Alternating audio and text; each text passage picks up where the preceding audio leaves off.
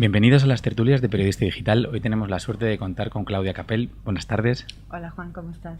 Muy bien, encantado de tenerte aquí. Igualmente. Vamos a hablar de tu última recopilación de poemas que se llama Trigramas y que el propio título ya es una declaración de intenciones. Leyendo el libro uno siempre va a Borges, en torno a Li Qing y a aquella primera frase que era algo así como que el porvenir es tan irrevocable como el rígido pasado, ¿no? Es decir, pasado y futuro se combinan aquí. ¿De dónde surgió la idea de Trigramas? De la necesidad de consultar un oráculo. A veces, cuando uno tiene un gran cambio en su vida, le gustaría mucho consultar el oráculo y saber cómo sigue esto, ¿no? Uh-huh. Entonces yo creo que el I Ching es uno de los libros más sabios de la historia de la literatura, y siempre la consulta del I Ching, por eso es milenaria, porque lo que te dice se aplica al presente y a ti. Uh-huh. Y entonces, inspirada en el I Ching y en los trigramas, empecé a investigar en esos símbolos y así pude estructurar el libro. Entiendo que es una cosa muy bonita, además, eso de integrar lo creativo, lo positivo, lo hermoso o incluso lo triste y lo trágico en nuestra vida de forma, como digo, creativa. Creo que es algo que los poetas hacéis muy bien y en este caso tú lo has hecho porque parece que al leer el libro cada uno de los apartados responde a una de estas partes de esa búsqueda oracular. Es decir, tú las percepciones que has tenido leyendo determinados fragmentos o recibiendo determinados mensajes las has trasladado de manera muy poética y muy hermosa, por cierto, a tu obra. Sí, cada trigrama, que son 8, representa distintas cosas. Un elemento de la naturaleza, un miembro de la familia, una parte del cuerpo. Y entonces pues yo elegí las partes del cuerpo para estructurar el libro, porque pasa por el vientre, las piernas, los pies, los brazos. Me ha servido mucho para hacer un viaje interior, uh-huh. Porque lo que he hecho es un viaje interior. Y luego he agregado un 9º trigrama que no existe, que es el de la poesía, que para mí es el oráculo máximo, y lo he simbolizado con el corazón. Uh-huh. Y ha quedado un librito interesante, yo creo, ¿no? Un libro que está lleno de elementos, digamos, complementarios. Un libro que tiene, por una parte, una considerable carnalidad, se puede tocar, hay sentimientos, emociones, tactos, pero también tiene otro lado, que es la parte, no sé si más poética, pero es otra parte distinta, mucho más abstracta, mucho más de la percepción, quizá mucho más también de la intuición, ¿no?, que tiene esta propia actividad del oráculo. Exacto, la intuición, y luego este juego que tú hablabas de Borges. Él siempre ha trabajado mucho con los símbolos mágicos. Él ha escrito se ha inspirado en la cábala, uh-huh. o en distintas simbologías, y yo creo que los trigramas son símbolos mágicos, y ahí sí me llegó Borges, digamos, en esto de jugar con la magia de los símbolos.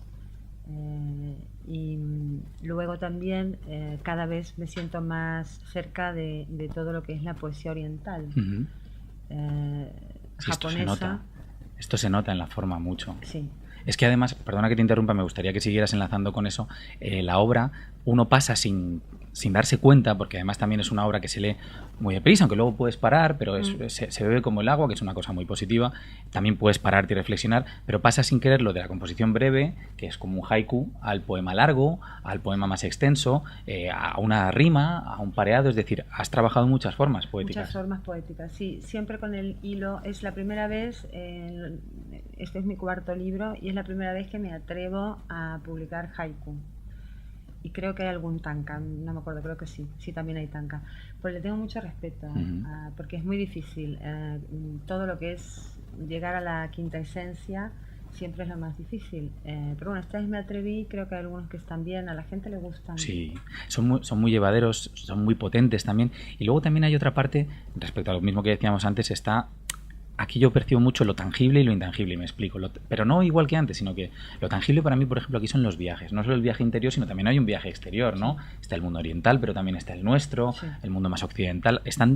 Hay polos muy opuestos. Muy opuestos, sí. Yo creo que es un libro que es un buen compañero de viaje, cualquiera sea el viaje que tú quieras hacer, interior o no. Me han comentado mucha gente que lo ha leído, por ejemplo, en distintas circunstancias, pero se lee mejor cuando tú estás atravesando un momento diferente, Ujú. de cambio. Y una amiga incluso me dice, yo lo que hago es que lo abro a ver cuál me toca. Como si fuera precisamente el I Ching o el I Le Ching que digo, bueno, decíamos antes, ¿verdad? claro, pero que bueno, me parece que la poesía tiene ese lado lúdico que deberíamos recuperar, Ujú. porque hay esa idea de que la poesía a lo mejor es aburrida o es vieja, y no es cierto. Yo no sé por qué tenemos esta idea de la poesía como algo muy guético, Ujú. como algo... Bueno, cuando tú llegas a una librería, como tú bien sabes, en el último Sí, estante, el más oscuro, ahí está ahí la está. poesía. ¿Por Cierto. qué? Además es heroico publicar poesía hoy en día. Bueno, Es completamente heroico. Sois increíble. unos, vamos. Sí, y yo tengo amigos poetas que hacen por la poesía muchísimo más que yo, es decir, la caminan, Ujú. dan recitales por todas partes, hacen lecturas. Eso es fantástico, la mantienen viva, la acercan a la gente, ¿no? Esto yo creo que es lo que hay que seguir haciendo. Aquí en Madrid esta movida de Te como a versos, ¿eh? Sí, cosa más bonita. Me parece una Las calles, maravilla. es Me estupendo. parece maravilloso, los felicito porque realmente es un placer hacer Mm. ese tipo de cosas. Sí, esas fotos. Y además luego las fotos se mueven en redes sociales y está Es funcionando muy ideal, bien y es una cosa fantástica. fantástica. Parte del miedo yo creo que es educacional y es otra cosa que te quería preguntar, es que normalmente la poesía se toca de forma académica cuando uno estudia en la educación española, pero falta una concepción real de qué es la poesía. Yo recuerdo hace años intentando escribir poesía, que me parece dificilísimo, como decía, ¿no? Almudena Grandes en alguna entrevista decía, es que estos son las palabras mayores, ¿no? Siempre se dice que las palabras mayores son otra cosa, no, no, la poesía son las palabras mayores, son pocas y hay que elegirlas muy bien. Yo creo que sí. Y yo pensaba, la poesía, para mí, esto es muy personal, pero como la puedo entender yo, sería un contacto entre el mundo, digamos, cotidiano y el mundo más onírico o el mundo Ujú. más abstracto a través de nuestro subconsciente o a través del subconsciente colectivo. Y ahí de repente dices, ah, la poesía es otra cosa, no es esto que me han dado en el cole o es esto oscuro que no se entiende. Encontrar a tu poeta, que puede ser uno o pueden ser 60, es como encontrar tu grupo de música favorito, tu cantante favorito. Es decir, cuando tú encuentras a esa persona, le escuchas sus discos y sus canciones, pues con la poesía pasa igual.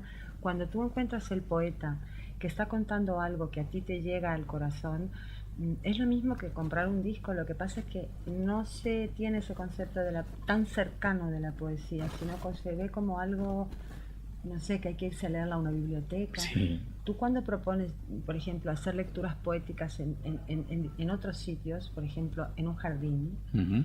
eh, te dicen que no, te mandan a la biblioteca. No, mire señora, esto corresponde a Claro que no puede bibliotecas. ser eso. Eso no puede ser. Desde luego. Cuando, sobre todo, yo ahora estoy escribiendo sobre eso. El jardín poético es milenario y súper antiquísimo, Ujú. y desde la poesía sufí. Y los chinos y los japoneses estamos con el jardín poético. No se entiende. Es que En muy pocos sitios, Juan. Es que además, y una cosa que tú haces mucho, la poesía tiene una musicalidad inherente, no solo la rima, digo, una musicalidad inherente que es parte de nosotros, es Claro, decir, hay que trabajarla por supuesto, pero que un sustrato está en nosotros mismos. claro. Es que la música, aparte de lo que el poeta te invita a darle su ritmo, que cada uno lo tiene, es tu propia voz, porque tú te escuchas a ti mismo cuando estás leyendo poesía. Y es súper bonito. Yo creo que la gente debería leerse un poema al día, Hmm. por la mañana. Café y poema. Sí, Sí, por eso sería una campaña como la de los versos, estaría es fenomenal. que sienta muy bien. Sí, Empiezas el día como más... Yo lo hago, de yo lo hecho. intento, no siempre puedo, pero siempre te pone en contacto contigo mismo, es decir, siempre te hace buscar Claro. dentro. Claro, tú tienes que tener elegido tu repertorio de poetas Ujú. que te gustan para no, digamos, ponerte a leer algo que no te guste, porque con el poco tiempo que hay y tal, pues mejor uno ya sabe lo que le gusta. Pero tu café y tu poema cada mañana, o por la noche, cuando vas a acabar el día, está muy bien. Seríamos más Pues felices, sí, o por yo lo creo menos que sí. buscaríamos más. El corazón estaría mejor. Sí. Sí. Otra cosa que te quiero preguntar, ya sé que es entrar mucho en profundidades de cómo es la técnica de escritura, pero bueno, yo sí leo habitualmente poesía y de tu poesía te puedo decir, entre otras cosas, que es hipersensible, es una poesía que tiene una gran sensibilidad y que los matices que tú conjugas son matices de categorías muy diferentes, ¿no? Esto es, efectivamente es un juego poético que ya está hecho, pero que tú desarrollas notablemente. Y me gustaría saber cómo te enfrentas a eso, porque una cosa es la llamada, ¿no? La llamada del verso, y otra cosa es luego la concreción. Bueno, la poesía no está con uno todos los días, Juan. Es decir, que a veces uno lo que escribe es mejor ni leerlo, de lo malo que es. Pero cuando tienes la suerte de que ese día te ha tocado y puedes escribir, Mi trabajo es tachar, limpiar. A mí me gusta la síntesis y trato de que no sobre ninguna palabra, porque a mí personalmente me hace ruido, me salta. Pero cada poeta tiene su sistema. Y, y también me ha pasado que con trigramas llegué a un nivel de síntesis tan extremo que ahora acabo de terminar un libro en el que he vuelto a mi primer libro, que se llama Animalidad, donde no trabajo esa síntesis, siempre hay síntesis, pero no esa, y me he reencontrado con esa otra voz y me gusta mucho. Es otra vía, ¿no? Es otra fórmula. Sí, es otro, sí.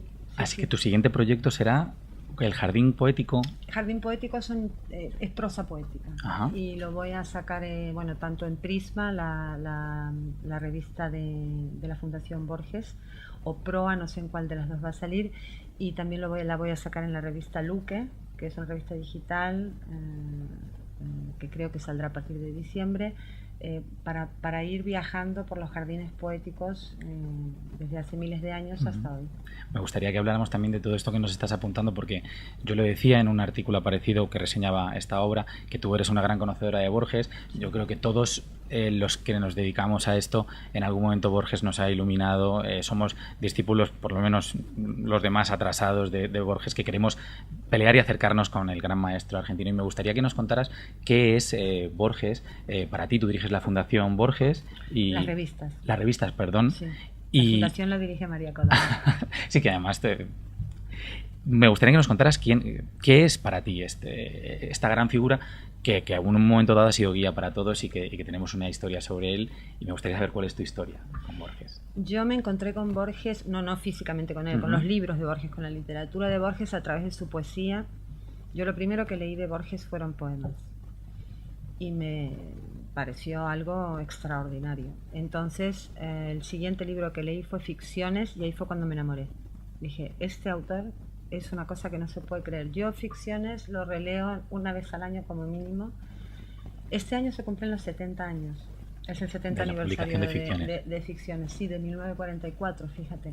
Y hay cuentos como Tlön, Uqbar, Orbis Tertius, que me parece una genialidad absoluta. El Jardín de Senderos que se bifurcan. Pierre Menard, el primer copión. Claro, es la oda al copión. Sí. Pierre Menard, es maravilloso. Sí. Esto cuando hablamos de plagio y esta palabra tan bonita que se han inventado los que copian, intertextualidad, para robarle textos a otro. La verdad, él es un gran visionario. No recuerdo en qué medio americano hace muchos años, cuando ante la lectura de Tlön, describieron a Borges como un señor antiguo que ve más allá de la modernidad. Porque claro, si tú lees Tlön, ahí está Internet. Escrito en 1944, él ya estaba hablando de esta realidad virtual paralela, simultánea, en la que vivimos, ¿no? Y en la inexistencia de la materia, los Ronir, los objetos estos que se encontraban en Tlön. Fíjate que en la Fundación Borges en Buenos Aires, apenas tú entras, hay una vitrina de unos artistas belgas donde han puesto objetos de Tlön. Qué maravilla. ¿Sabes? O sea, qué maravilla. Distintos objetos hechos en, no se sabe en qué, ¿no? Y como, tal cual ellos se los imaginaron. Sí, que eso es cada uno se lo imagina. Sí. Fíjate, hace poco en esta misma sede otro autor se ha quedado pozo de Borges en todos nosotros, por supuesto. Decía, la frase literal, que era parte de su novela, decía que Internet, precisamente es como lo has recordado cuando decías, Internet sería el sueño de la Biblioteca Universal Borgiana, es decir, es el gran laberinto, ¿no? El gran laberinto. Es todo lo que él había soñado ya, y que ahora nosotros lo tenemos, y es realmente impactante. Y luego, sobre todo, esa capacidad de generar mundos dentro de otros mundos, ¿no? Exacto. Los hexágonos infinitos estos, ¿no? Bueno, en el Jardín de Senderos que se bifurcan, Tsui Pen dice un día, me retiro a escribir un libro. Y otro día dice, me retiro a construir un laberinto. Y nadie se dio cuenta de que hablaba de una sola cosa, de lo mismo. Claro. Y esta descripción que Borges hace de ese laberinto infinito que es la biblioteca, y que en Tlön además se refiere a la poesía y a las letras, es lo que pasa hoy. Es lo que pasa hoy, sí, sí. es una cosa impresionante. Yo, por eso me encanta, a mí me encanta todo, me encantan las conferencias de 7 noches, todas, la de la poesía, la ceguera, el budismo. Él era muy oriental de Sí. fondo, muy oriental de fondo, muy persa, muy chino. Siempre él traía a colación el sueño de Chuang Tzu, que no sabía si él era un hombre que había soñado que era mariposa o era una mariposa soñando que era un hombre. Este trabajo de los sueños, a mí me interesa mucho. Sí, aquí hay mucho, lo onírico, hay mucho de lo onírico, unas figuras... El trabajo de los sueños, que quizás no son otra cosa que memoria, ¿verdad? O sea, esa mezcla del recuerdo y el sueño y la vigilia y la duermevela y todos estos estados que nos permiten conocernos mejor y escaparnos de nosotros mismos a la vez. A mí me parece apasionante e infinito eso. Además es que yo creo que él nos enseñó una cosa que en otras ocasiones yo creo que ya se había planteado en la humanidad, pero que él creo que la dejó, que es que para crear, aparte de, por supuesto, la constancia, pulir y demás, que hay que hacerlo, pero esa llamada, ese dejarse llevar por lo de dentro, esa parte del sueño, esa parte onírica, esa parte del subconsciente, lo que hace es generar unas figuras tremendamente potentes, ¿no? Yo he copiado a mano tus silencios, recuerdo ahora de una de las frases. Esto, por ejemplo, es un sueño. Es un sueño. Pero son vívidos, ¿verdad? Son, sí. Por ejemplo, él lo que siempre contaba es que él veía el final y el principio de algo. Que no sabía bien si era un poema o un cuento. Pero él ya los recordaba. Tú piensas que él tenía en la memoria incluso todos los libros, o sea, su propia biblioteca era su memoria. Era su cabeza. Porque claro, al no poder leer, pero él recordaba, él tenía una memoria extraordinaria. Pero entonces él recordaba esto y ya quizás el mismo día, quizás el día siguiente, sabía si era un cuento o un poema. Bueno, a mí eso me parece una maravilla. Sí, es realmente increíble. Y hablando de laberintos, aquí, como decías, experiencias vividas, tú has realizado viajes para hacer este libro, es decir, no solamente son los viajes internos, que nos decías antes, aquí se nota que hay, sobre todo, no sé si has ido a Oriente o no, pero ese punto oriental, ese punto también nuestro, esa cuestión de los olores, del tacto, no sé, a mí hay veces que incluso no se cita directamente, pero me recordaba la India, las telas, la comida, la gastronomía, creo que también está presente en la obra. Sí, y lo que está presente es el océano, en medio de dos mundos, cualesquiera sean, y este puente para poder cruzarlo, ¿verdad? Sí, ese viaje sí está.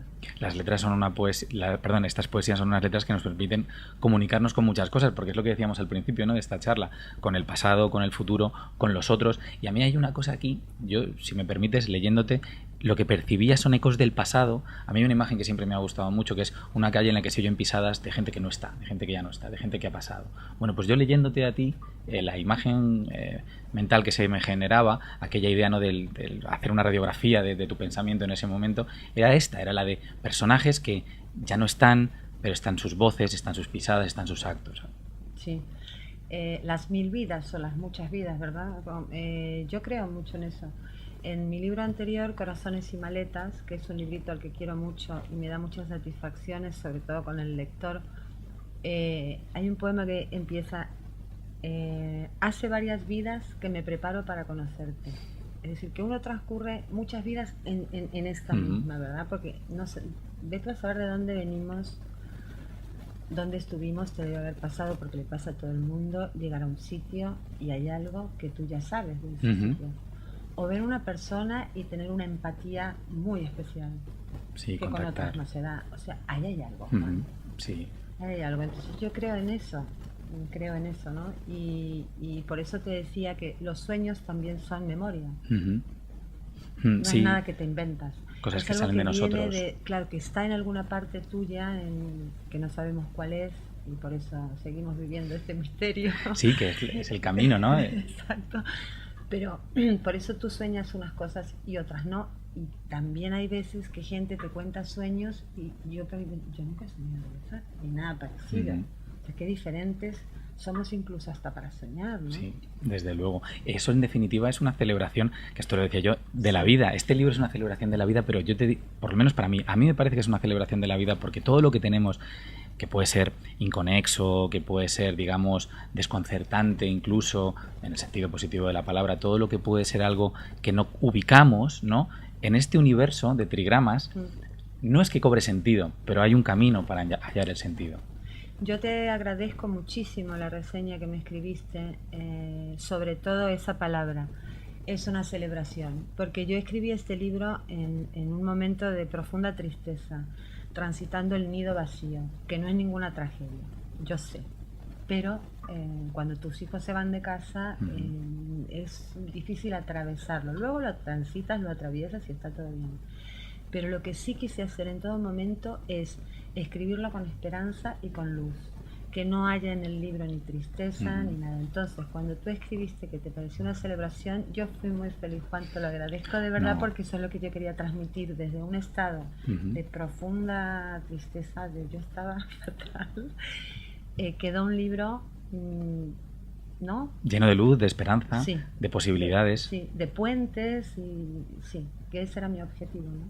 Y me gustaría que nos dijeras, para ir cerrando un poco esta entrevista, ¿cuáles son los proyectos todavía sin realizar? O sea, ¿qué cosas tienes en la cabeza? ¿Qué cosas, aparte de estos proyectos que nos has dicho? Uno siempre tiene ahí en las alforjas alguna idea, alguna cosa guardada. Hombre, como estoy recién llegada a España, me acabo de instalar nuevamente aquí, ya he vivido 10 años, pero ahora me he vuelto. La verdad es que en este momento solo tengo algunos proyectos a corto plazo, ¿no? De poesía y de prosa poética y tal, pero no he tenido todavía el tiempo de sentarme a proyectar más allá, porque ha sido un palizón, Juan. O sea, el cambio sí, el cambio es muy feliz, estoy muy contenta, pero bueno, atravesar el océano, como te decía antes, en sueños o poéticamente es una cosa. Ahora, físicamente es muy duro. Yo te quería preguntar una cosa. Yo echo de menos, no es que lo eche de menos porque hay autores muy buenos, más autores precisamente argentinos que hacen unas prosas, que escriben novelas con una prosa poética maravillosa. Estoy pensando en autores que yo también he reseñado y que me encantan, como Selva Almada, por ejemplo, que me parece sensacional. Me parece una escritora buenísima. O, por ejemplo, Marcelo Luján con su obra Moravia, que son de una prosa que se te saltan las lágrimas realmente. Y yo sé que tú también has cultivado la novela con anterioridad. Al principio, ¿Te lo planteas volver con una prosa de este estilo? Sí, me lo planteo. Sí me lo planteo. Ahora, ¿qué pasa? Es muy difícil escribir buena prosa cuando tú eres poeta, sinceramente. Siempre te parece mal, ¿verdad? Siempre hay algo que no termina. Mira, yo por ejemplo admiro mucho a Francisco Umbral. A mí ese hombre me ha parecido siempre un genio, y él tenía esa habilidad de escribir una prosa poética, porque cada artículo de prensa era pura prosa poética, porque tenía la habilidad también para, dentro de esa prosa poética y sin salirse de ella, estar cerca tuya, no sé cómo Entonces, el día que yo consiga aproximarme a eso, me lanzaré, porque si no, yo empiezo a escribir y me voy. Es demasiado lírico. No, eso no es novela. Sí, pero es un lirismo que nos llega, es ese lirismo tocante, ¿no? Sensible, sí. que nos llega. Sí. Yo no me quiero despedir de esta entrevista sin darte las gracias a ti por tus versos, que son realmente magníficos, y sin animar a todos nuestros espectadores a que por favor se acerquen a Trigramas. Muchas gracias por estar con nosotros, Claudia. Gracias a ti, Juan, gracias. Un placer, nos despedimos aquí. Muchísimas gracias.